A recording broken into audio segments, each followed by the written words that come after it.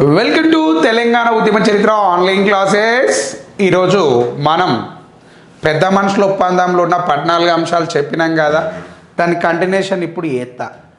ఈ పెద్ద మనుషుల ఒప్పందంలో 14 అంశాల గురించి వాళ్ళు మాట్లాడిన తర్వాత ఏమైంది అంటే, ఈ పెద్ద మనుషుల ఒప్పందం మీద సంతకాలు ఎప్పుడు జరిగారు అని కూడా క్వశ్చన్ వచ్చింది. ఇప్పుడు నేను ఏమంటానంటే 1956 ఫిబ్రవరి 20 తారీఖు నాడు, ఎప్పుడు అంటున్నామండి, 1956 ఫిబ్రవరి 20వ తేదీన ఏమంటున్నాం సార్? 1956 ఫిబ్రవరి 20వ తేదీన మనకు పెద్ద మనుషుల ఒప్పందం జరిగింది. సార్ ఏం జరిగింది సార్? పెద్ద మనుషుల ఒప్పందము జరిగింది. అవును, జరిగింది. అయితే ఏంది మరి? ఈ రోజున మన నాయకులు సంతకాలు చేశారు. ఏమని? ఓకే, ఈ అంశాలను మేము పరిశీలన చేస్తాం అని చెప్పి ఇరు ప్రాంతాలు ఆంధ్ర తెలంగాణ నాయకులు సంతకాలు చేయడం జరిగింది. సార్ ఎవరు సంతకాలు చేసిరు సార్? ఆంధ్ర వాళ్ళు, తెలంగాణ వాళ్ళు ఇక్కడ సంతకాలు చేయడం జరిగింది అన్న. ఓ సారు ఎవరు సంతకాలు చేసిరని మళ్ళీ నన్ను అడగొద్దు. ఆంధ్ర వాళ్ళు తెలంగాణ వాళ్ళు ఇద్దరుగా సంతకాలు చేసిర్రు.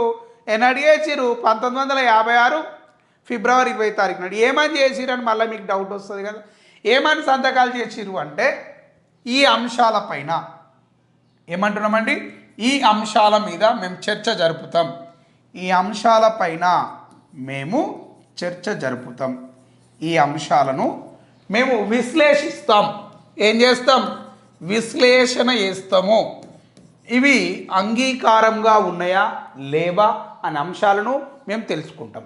ఇవి అంగీకారమా కాదా అనే ముచ్చట్లు కూడా మేము చూస్తాం అని చెప్పి వీళ్ళు ఆలోచన చేసుకుంటామని చెప్పి వీటిపైన సంతకాల కార్యక్రమాన్ని చేపట్టారు. ఎన్నడు సంతకాలు చేపట్టినారు అంటున్నా? 1956 యొక్క ఫిబ్రవరి 20 తారీఖు నాడు వాళ్ళు సంతకాలు చేయడం జరిగింది. ఎవరు సంతకాలు చేసిర్రు? ఈ యొక్క ఆంధ్ర తెలంగాణ నాయకులు ఈ రోజున సంతకాలు అనేటివి చేయడం జరిగింది. Okay, done.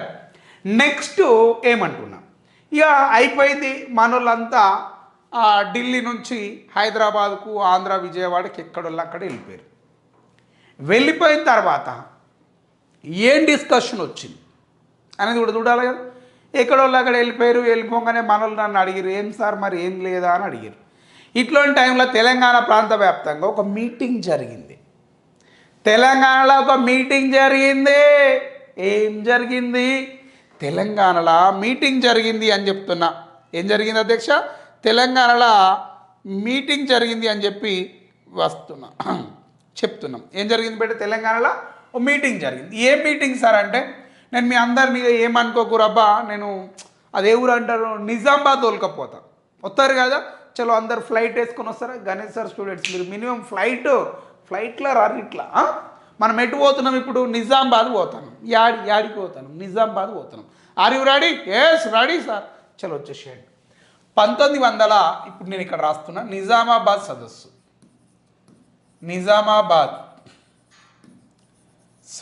అని రాస్తున్నా. సార్ ఏంటి సార్? నిజామాబాద్ సమావేశము అని రాస్తున్నా. Okay, done. దీన్నే ఇంకా ఏమంటామంటే, దీన్ని ఈ యొక్క మార్చు సమావేశం మార్చి డిక్లరేషన్ అని చెప్పి కూడా పిలుస్తాం. దీన్నే ఇంకా ఏమంటామంటే మార్చ్ డిక్లరేషన్ అని చెప్పి కూడా పిలుస్తాం. సార్ దీన్నే ఏమంటున్నామంటే, ఏమంటాం సార్? దీన్ని నిజామాబాద్ సదస్సు అని చెప్పి పిలుస్తున్నా. దీనికి ఇంకొక పేరు ఏం పేరు అంటే నిజామాబాద్ డిక్లరేషన్, మార్చ్ డిక్లరేషన్ అని చెప్పి కూడా దీన్ని పిలుస్తూ ఉన్నాము అంటున్నాం. సార్ ఏమంటున్నాం సార్? నిజామాబాదు డిక్లరేషను, లేదా ఇంకా ఏమంటున్నాం? దీన్ని మార్చ్ డిక్లరేషన్ అని చెప్పి కూడా పిలవడం జరుగుతుంది అంటున్నాం. సార్ ఏమంటున్నా? నిజామాబాద్ డిక్లరేషన్ లేదా మార్చ్ డిక్లరేషన్ అని చెప్పి కూడా దీన్ని పిలుస్తున్నా. Okay, done. ఇప్పుడు ఈ నిజామాబాద్ డిక్లరేషన్, మార్చ్ డిక్లరేషన్ ఎప్పుడు జరిగింది? 1956 మార్చు 5వ తేదీన ఇది జరిగింది. ఎన్నడు జరిగింది? 1956 మార్చి 5 తారీఖు నాడు. ఎప్పుడంటున్నా? 1956 మార్చు 5వ తేదీన ఈ నిజామాబాద్ డిక్లరేషన్ లేదా మార్చ్ డిక్లరేషన్ అనేది జరిగింది అంటున్నా. ఓకే, ఈ సమావేశంను ఎవరు నిర్వహించినారు? ఈ సమావేశం యొక్క నిర్వాహకులు ఎవరు? మీకు చాలా అద్భుతంగా గుర్తుండాలి ప్రతి అంశం, మన ధమాక్లో ఫీడ్ కావాలా. రైట్, ఈ సమావేశం యొక్క నిర్వాహకులు ఎవరు అంటే భారతీయ సేవక్ సమాజ్ మండలి. ఏమంటున్నా? భారతీయ సేవక్ సమాజ్ మండలి. ఏం సారు?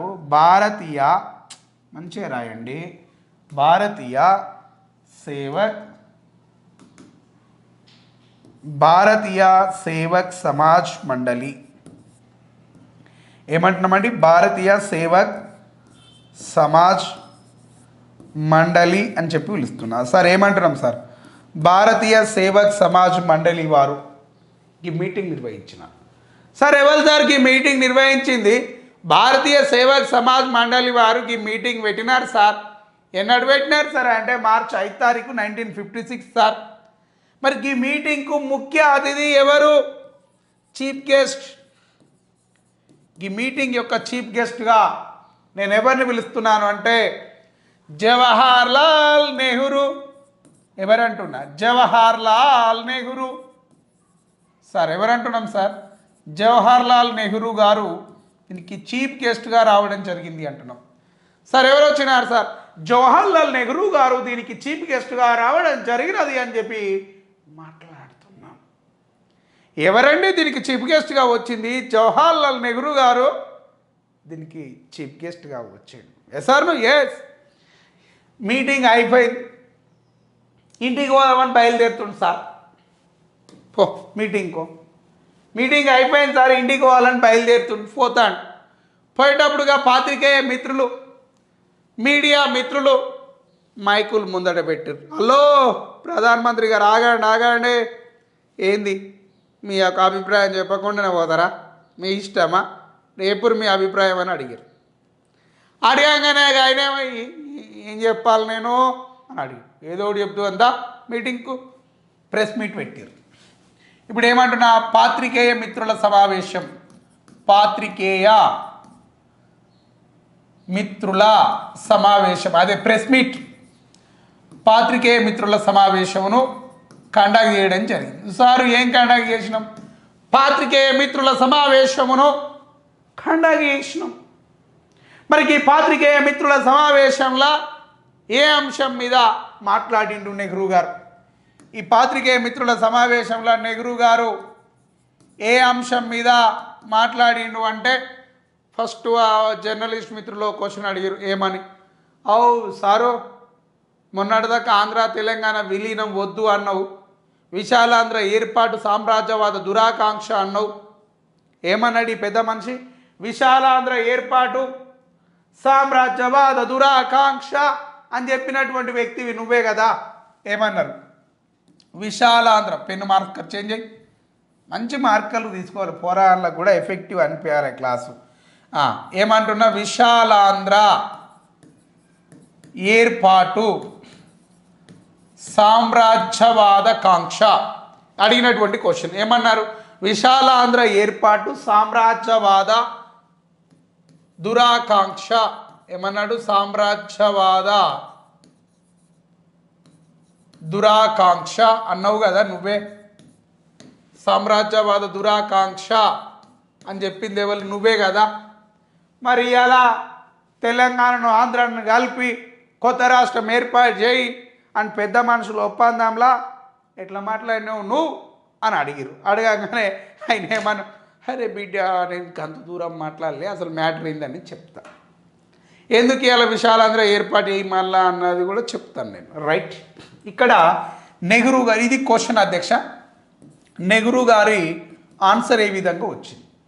నెహ్రూ గారు ఏమన్నారు అంటే, సార్ మీరు చెప్పింది వాస్తవం సార్, నేను అంగీకరిస్తున్నాను, మా పాత్రికేయ మిత్రులు చాలా మంచి క్వశ్చన్ అడిగినారు. ఇప్పుడు మ్యాటర్ ఏంది అంటే, ఇక్కడ ఆంధ్ర తెలంగాణ ఏమంటున్నా, ఆంధ్ర తెలంగాణ విలీనం అనే అంశం మీద ఆయన మాట్లాడిండు. ఏ అంశం మీద మాట్లాడాడు? ఆంధ్ర తెలంగాణ విలీనం అనే అంశం మీద జవహర్ లాల్ నెహ్రూ గారు మాట్లాడారు. ఏమన్నావు సార్ అని నేను అడిగిన.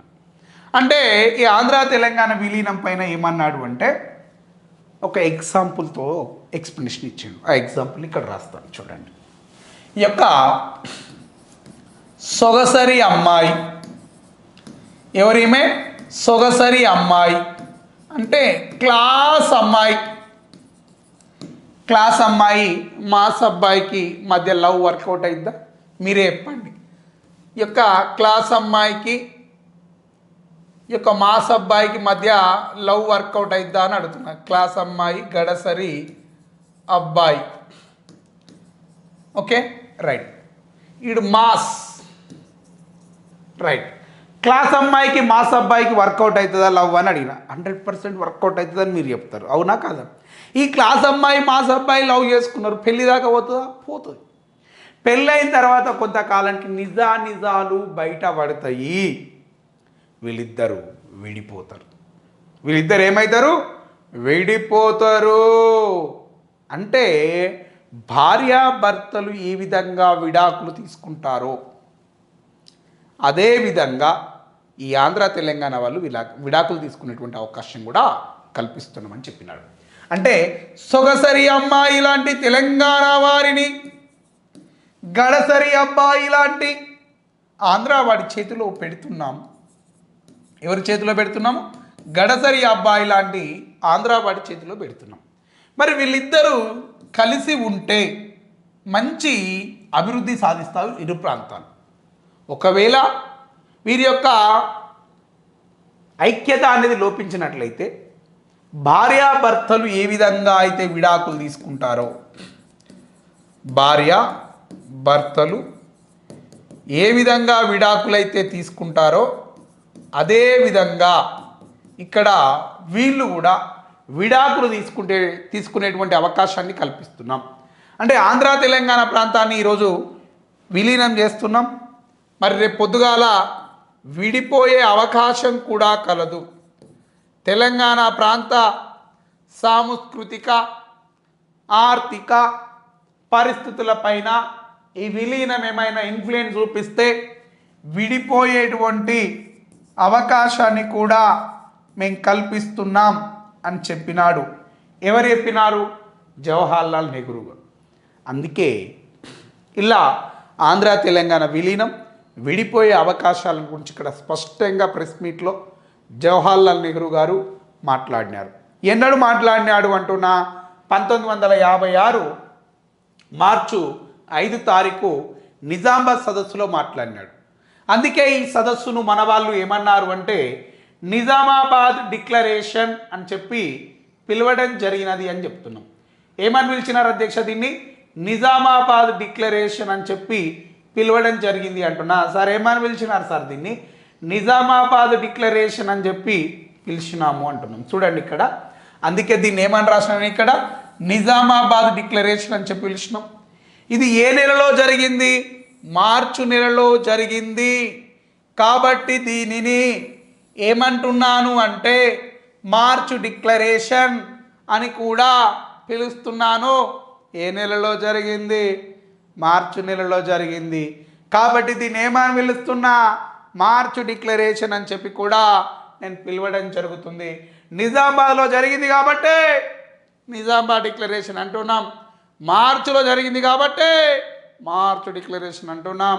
అందుకే తెలంగాణ ఉద్యమ సమయంలో గా బక్క కేసీఆర్ కానీ గా హరీష్ రావు కానీ మాట్లాడేటప్పుడు ఏమని మాట్లాడినారంటే, అధ్యక్ష ఇవాళ తెలంగాణ రాష్ట్రాన్ని మేము ఏ విధంగా డిమాండ్ చేస్తున్నామంటే ఎస్ఆర్సి రిపోర్ట్ను పరిగణలోకి తీసుకోండి అధ్యక్ష, ఎస్ఆర్సి రిపోర్ట్ను పరిగణలోకి తీసుకోండి. అదేవిధంగా దేశ ప్రధానమంత్రి నెహ్రూ గారు నిజామాబాద్ సదస్సులో ఏం మాట్లాడినో పరిగణలోకి తీసుకోండి. ఆ నిజామాబాద్ డిక్లరేషన్ తీసుకురండి. ఆ మార్చ్ డిక్లరేషన్ ఒకసారి తీసుకొచ్చి చూడురా, చూస్తే వెళ్తుంది. కానీ ఎవడు దొంగ, ఎవడు మంచోడు, ఎవడు ఏం చెప్పిపోయిండు పోయేటప్పుడు, ఎట్లా విలీనం చేసిరన్న ముచ్చట్లు కూడా తెలుస్తాయి కదనే. ఏ ముట్లకేం కాలే, తెలంగాణను మొత్తం బదనాం చేస్తారు, తెలంగాణ నాగం చేస్తారు, తెలంగాణ రాష్ట్రం ఇయ్యర్రాబాయ్ అంటే ఇలా ఆగం చేస్తారు. ఏం పద్ధతి రాబాయ్ ఇవి? బరాబర్ చెప్తున్నాం. As for Nizamabad declaration, according to Nizamabad declaration Telangana region ఒక స్టేట్గా ఫామ్ కావాలి, ఆంధ్ర నుంచి విడిపోవాలి. ఈ విధంగా ఈ కండిషన్ను బేస్ చేసుకుని ఆ రోజు మన నాయకులు మలిదశ ఉద్యమ కాలంలో చాలామంది మాట్లాడినమాట. వాస్తవం కాదా? ఎస్ వాస్తవం సార్, మీరు చెప్పిన వాస్తవం సార్, అవి గిట్ల అయిందా? ఇది నిజామాబాద్ డిక్లరేషన్. ఓకే, ఇది అయినప్పటికీ నెహ్రూ గారు ఇట్లాంటి స్టేట్మెంట్ ఇచ్చినప్పటికీ కూడా తెలంగాణ ప్రాంత ప్రజలలో ఎలాంటి భయాలు తొలగిపోలే. మాకు ఇష్టం లేదురా అంటే ఈడేమో తెలంగాణను తీసుకుపోయి ఆంధ్రాలో కలుపుతా అంటాడు, ఏందిరా విన్లొల్లి అని వాళ్ళు ఫీల్ అవుతారు. మాకు ఇష్టం లేదంటే తెలంగాణను తీసుకుపోయి ఆంధ్రాలో కలుపుతా అంటాడు, మాకు ఇష్టం లేదు కదా ఎందుకు ఇట్లా చేస్తుర్రు అని చెప్పి వాళ్ళు ఫీల్ అవుతారు మనల్ని. ఇలాంటి సమయంలో కేంద్ర ప్రభుత్వం ఏఐసిసి కమిటీ మెంబర్ అయినటువంటి ఎస్కే పాటిల్ గారిని హైదరాబాద్ రాష్ట్రానికి పంపించింది. ఎవరిని పంపించింది అంటున్నామండి? ఎస్కే పాటిల్ ఆంధ్ర తెలంగాణ విలీనం అంశాలను అబ్జర్వ్ చేయడం కోసం. ఏమంటామండి? ఆంధ్ర తెలంగాణ విలీనం అంశాలను అబ్జర్వ్ చేయడానికి, అంటే అధ్యయనం చేయడానికి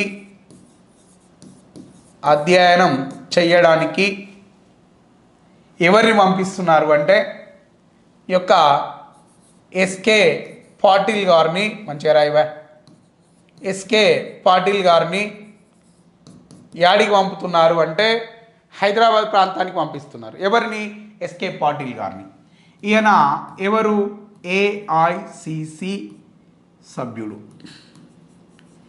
ఆల్ ఇండియా కాంగ్రెస్ కమిటీ సభ్యుడైనటువంటి ఏఐసిసి మెంబర్ అయినటువంటి ఎస్కే పాటిల్ గారిని ఎక్కడికి పంపిస్తున్నారు అంటే హైదరాబాద్ ప్రాంతానికి పంపించడం జరుగుతుంది. ఈయన ఏడికి వచ్చినాడు అంటే హైదరాబాద్ పర్యటనకు రావడం జరిగింది అంటున్నాం. సార్ ఏడికి వచ్చినాడు సార్? హైదరాబాద్ పర్యటనకు వచ్చినాడు సార్. ఎవరు వచ్చినారు సార్ హైదరాబాద్ పర్యటనకు? ఎస్కే పాటిల్ గారు హైదరాబాద్ పర్యటనకు రావడం జరిగినది సార్. ఓకే, ఎప్పుడు వచ్చినాడు సార్ ఈయన హైదరాబాద్ పర్యటనకు? 1956 ఏప్రిల్ నెలలో ఈయన హైదరాబాద్ ప్రాంతంలో పర్యటించడానికి రావడం జరిగినది అని చెప్తున్నాం. ఓకేనా? రైట్. ఇప్పుడు ఈ ఏప్రిల్లో వచ్చినటువంటి ఈ పెద్ద మనిషి ప్రెస్ మీట్ పెట్టి, ప్రెస్ మీట్లో పోయేటప్పుడు ప్రెస్ మీట్ ఇవ్వాలి కదా.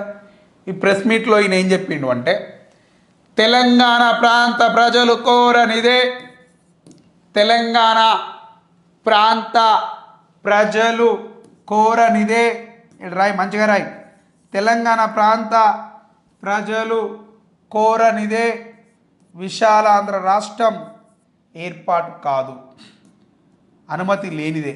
కోరంది అంటే మళ్ళీ మీకు వేరే అర్థమవుతుంది. వీరి యొక్క అనుమతి లేనిదే విశాలాంధ్ర రాష్ట్రం అనేది ఏర్పాటు కాదు అని చెప్పినాడు.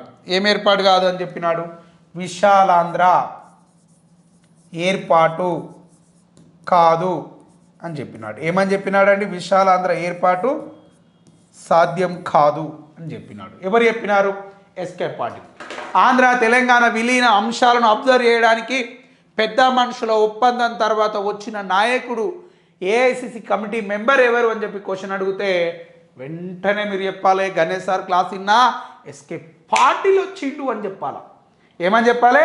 ఎస్కే పాటిల్ గారు వచ్చినారు అని చెప్పాలా. రైట్, ఏమంటున్నామండి? ఎస్కే పాటిల్ గారు ఇక్కడికి రావడం జరిగింది అని చెప్పాలి. యాడికి వచ్చిండు ఎస్కే పాటిల్? హైదరాబాద్ పర్యటనకు రావడం జరిగినది అని చెప్తున్నాం. ఓకేనా? రైట్. ఎందుకు వచ్చినాడు? ఆంధ్ర తెలంగాణ విలీనం అంశాలను అబ్జర్వ్ చేయడం కోసమే ఎస్కే పాటిల్ గారు ఇక్కడికి రావడం జరిగింది. పోతూ పోతూ ఆయన ఏమన్నాడు? తెలంగాణ ప్రాంత ప్రజలు అనుమతించనిదే విశాలాంధ్ర రాష్ట్రం ఏర్పాటు కాదు అని చెప్పినాడు. ఎవరు చెప్పినారు అంటున్నా? ఈ యొక్క ఎస్కే పాటిల్. ఈయన తర్వాత ఆంధ్ర తెలంగాణ విలీనం అంశాన్ని అధ్యయనం చేయడానికి మరొక వ్యక్తి ఈ యొక్క మాట్లాడిండు. ఈ యొక్క తెలంగాణ ప్రాంత ఆంధ్ర తెలంగాణ విలీనం గురించి మరొక వ్యక్తి మాట్లాడిండు. ఆయన పేరు కూడా రాస్తా. ఆంధ్ర తెలంగాణ విలీనం అంశం పైన భారత పార్లమెంటులో ఒక పెద్ద మనిషి మాట్లాడిండు. భారత పార్లమెంటులో ఒక పెద్ద మనిషి మాట్లాడిండు. ఆయన పేరే ఏమిటి అంటే గోవింద బల్లభ పంతో. గోవింద గోవింద బల్లభ పంత్. ఏం పేరు అంటున్నా? Govind Ballabh Pant has a home minister of India. ఎవరు సార్ ఈయన అంటే భారత హోంశాఖ మంత్రి అని చెప్తున్నా. కేంద్ర హోంశాఖ మంత్రి అని చెప్పి పిలుస్తున్నా. ఏమంటున్నామండి? కేంద్ర హోంశాఖ మంత్రి అని చెప్పి పిలుస్తూ ఉన్నాం. ఈయన ఈ మీటింగ్కి వచ్చింది. అంటే ఈయన భారత పార్లమెంట్లో మాట్లాడాడు. ఏమని మాట్లాడినాడు జీబీ పంత్ గారు అంటే ఈ యొక్క తెలంగాణ ప్రాంత ప్రజలు, తెలంగాణ వాళ్ళు, ఈ యొక్క తెలంగాణ ప్రజలు ఆమోదం తెలిపితేనే, చూడండి, వీళ్ళు అప్రూవల్ చేస్తే, యాక్సెప్ట్ చేస్తేనే, ఆమోదం తెలిపితేనే ఆంధ్ర రాష్ట్రం, విశాల ఆంధ్ర రాష్ట్రం ఏర్పడుతుంది అని చెప్పినాడు. వీళ్ళు ఆమోదం తెలిపితేనే ఏం ఏర్పడుతుంది అని చెప్పినాడు? విశాలాంధ్ర అనేది ఏర్పాటవుతుంది అని చెప్పినాడు. ఏం ఏర్పడుతుంది అని చెప్పినాడు? విశాలాంధ్ర ఏర్పాటవుతుంది అని చెప్పినాడు. ఎవరు సార్ చెప్పినటువంటి వ్యక్తి? జీబీ పంత్ గారు చెప్పినాడు. ఎక్కడ మాట్లాడినాడు సార్? పార్లమెంట్లో సార్. ఎక్కడ మాట్లాడినాడు సార్? పార్లమెంట్లో మాట్లాడినాడు సార్. ఎవరు సార్? జీబీ పంత్. ఏమని మాట్లాడినాడు సార్? ఆంధ్ర తెలంగాణ విలీనం, విశాలాంధ్ర ఏర్పాటు కావాలంటే తెలంగాణ ప్రాంత ప్రజలు దానికి ఆమోదం తెలపాలి. తెలపకపోతే ఈ రాష్ట్రం ఏర్పాటు కాదబ్బా అని చెప్పినాడు. ఎవరు చెప్పినారు అంటున్నామండి? ఈ యొక్క జీబీ పంత్ గారు. తర్వాత 1956వ సంవత్సరం ఏమంటున్నామండి? 1956వ సంవత్సరంలో ఏం జరిగింది?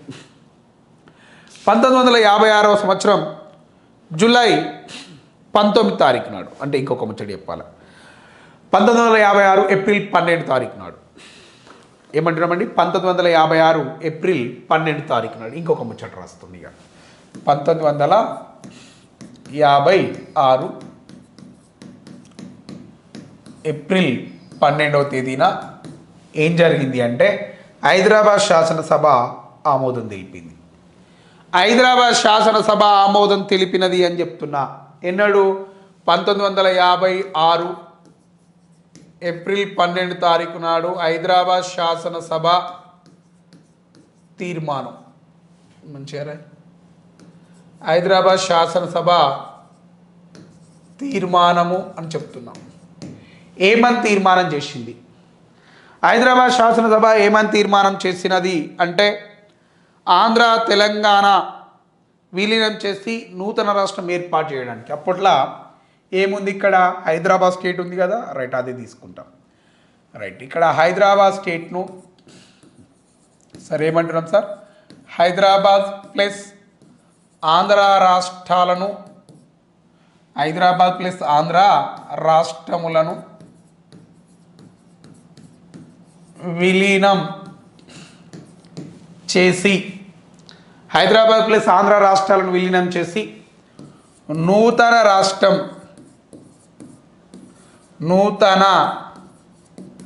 రాష్ట్రం ఏర్పాటు చేయాలి అని చెప్పి తీర్మానం చేపట్టారు. ఏమంటున్నామండి? నూతన రాష్ట్రం ఏర్పాటు చేయాలని తీర్మానం చేపట్టడం జరిగింది అంటున్నాం. ఎన్నడు తీర్మానం చేపట్టినారు అంటున్నామండి? 1956 ఏప్రిల్ 12 తారీఖు నాడు హైదరాబాద్ శాసనసభ తీర్మానం చేసింది అని చెప్తున్నాం. రైట్, ఎన్నడు తీర్మానం చేసింది హైదరాబాద్ శాసనసభ? 1956 ఏప్రిల్ 12 తారీఖు నాడు ఈ తీర్మానము అనేది రావడం జరిగినది అని చెప్పి నేను మాట్లాడుతూ ఉన్నాను. ఓకే, ఈ తీర్మానం వచ్చింది కదా? ఎస్, వచ్చింది సార్. దీని తర్వాత 1956 జూలై 19 తారీఖు నాడు, 1956 జూలై 19న పెద్ద మనుషుల ఒప్పందం పైన, ఏం సార్? పెద్ద మనుషుల ఒప్పందం పైన నాయకులు చర్చల అనంతరం సంతకాలు చేశారు. చర్చలు అండ్ విశ్లేషణ అనంతరం ఏమంటున్నా, చర్చలు మరియు విశ్లేషణ అనంతరం ఏం చేసినారు అంటున్నా, సంతకాలు చేసినారు. విశ్లేషణ అనంతరం పెద్ద మనుషుల ఒప్పందం పైన నాయకులు సంతకాలు చేశారు. ఇప్పుడు ఈ యొక్క 1956 జూలై 19 నాడు పెద్ద మనుషుల ఒప్పందం తర్వాత వీళ్ళు ఆ 14 అంశాలపైన సంతకాలు చేయడం జరిగినది అని చెప్తున్నాం. Okay, right. మళ్ళీ ఈ పెద్ద మనుషుల ఒప్పందంలోని సవరణలపైన ఎప్పుడు సంతకాలు చేసినారు అని చెప్పి మీకు మరొక డౌట్ కూడా ఉంటుంది. అంటే ఇక్కడనే ఒక క్లారిటీ ఇస్తున్నా మీకు. మళ్ళీ ఎప్పుడు సంతకాలు చేసినారు అంటే 1956 ఆగస్టు 14వ తేదీన 1956 ఆగస్టు 14 నాడు మరొక్కసారి ఏమంటున్నా, మరోసారి నాయకులు సంతకాలు చేశారు. నాయకులు సంతకాలు చేశారు. ఎన్నడు సంతకాలు చేసిర్రు అంటున్నా, 1956 ఆగస్టు 14 నాడు మరోసారి సంతకాలు చేసినారు. మొత్తం ఎన్నిసార్లు సంతకాలు చేసిరట అంటే 3 times వీళ్ళు సైన్ చేసినారు. ఎన్నిసార్లు అంటున్నా, 3 సార్లు వీళ్ళు సంతకాలను చేపట్టడం జరిగింది అంటున్నాం. సార్ ఎన్నిసార్లు? 3 సార్లు వీళ్ళు సంతకాలు చేపట్టినారు అంటున్నాం. సార్ ఎన్నిసార్లు సంతకాలు చేసినారు సార్? 3 సార్లు సంతకాలు చేసినారు సార్. 1956 ఫిబ్రవరి 20 నాడు ఒకసారి, 1956 జూలై 19 నాడు మరొక్కసారి, 1956 ఆగస్టు 14 నాడు మరొక్కసారి. ఇట్లా వీళ్ళు 3 సార్లు సంతకాలు చేయడం జరిగింది సార్. దేని మీద సంతకాలు చేసి సార్? పెద్ద మనుషుల ఒప్పందం పైన. మరి పెద్ద మనుషుల ఒప్పందంలో ఉన్నటువంటి సవరణలు ఏమిటి? పెద్ద మనుషుల ఒప్పందంలో అంగీకారం కాని అంశాలు ఏమిటి?